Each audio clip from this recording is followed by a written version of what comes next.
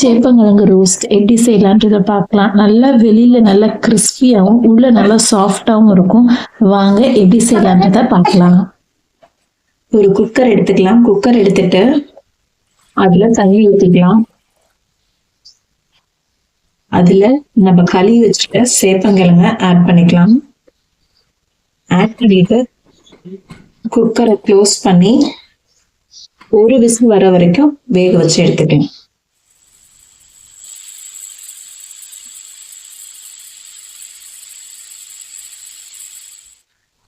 ஒரு பிளேட்ல 1 ஸ்பூன் மிளகாத்தூள், 1/4 ஸ்பூன் மல்லித்தூள், 1/4 ஸ்பூன் மஞ்சள், 1/2 ஸ்பூன் கரம் மசாலா, 1/2 ஸ்பூன் அரிசி மாவு, தேவையான அளவு உப்பு, 1/2 ஸ்பூன் இஞ்சியும் பூண்டு பேஸ்ட் போட்டுக்கலாம். போட்டுட்டு எல்லாத்தையும் நல்லா ஒண்ணா மிக்ஸ் பண்ணிக்கலாம். வெந்த சேப்பங்கிழங்க நல்லா தோலை உரிச்சிட்டு இந்த மாதிரி ஸ்லைசஸா கட் பண்ணி எடுத்துக்கலாம். எடுத்துட்டு இதோட ஆட் பண்ணிக்கலாம். இதோட சேர்த்துட்டு நல்லா கலந்து விட்டுக்கலாம். நல்லா ஒன்று சேர கலந்துக்கலாம். ஒன்று சேர நல்லா கலந்து எடுத்து வச்சதுக்கு அப்புறமேட்டு ஒரு பேன் எடுத்துக்கலாம். பேன் எடுத்துட்டு ஹீட் பண்ணிக்கலாம். பேன்ல நல்லா தாராளமா எண்ணெய் ஊற்றிக்கலாம்.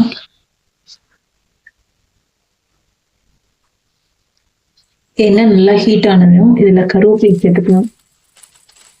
கருவேப்பிலை சேர்த்துட்டு நம்ம மேரினேட் பண்ணிருக்கதை இதுல இதோட ஆட் பண்ணிக்கலாம்.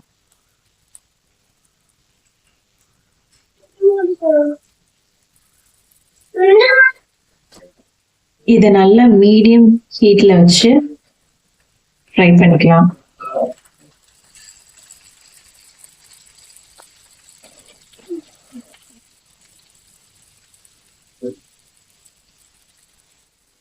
ஃபைனலா வெள்ளை எல்ல லைட்டா ஸ்ப்ரெட் பண்ணிவிட்டு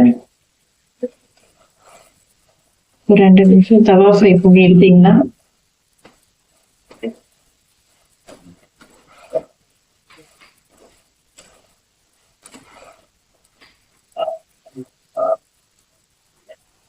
ஒரு 2 நிமிஷம் தவா ஃப்ரை எடுத்தீங்கன்னா சூப்பரான சேப்பங்கிழங்கு ஃப்ரை ரெடி.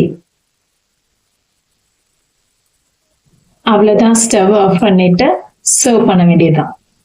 செஞ்சு பார்த்துட்டு எப்படி இருந்துச்சுன்னு கமெண்ட் பண்ணுங்க. தேங்க்யூ ஃபார் வாட்சிங்.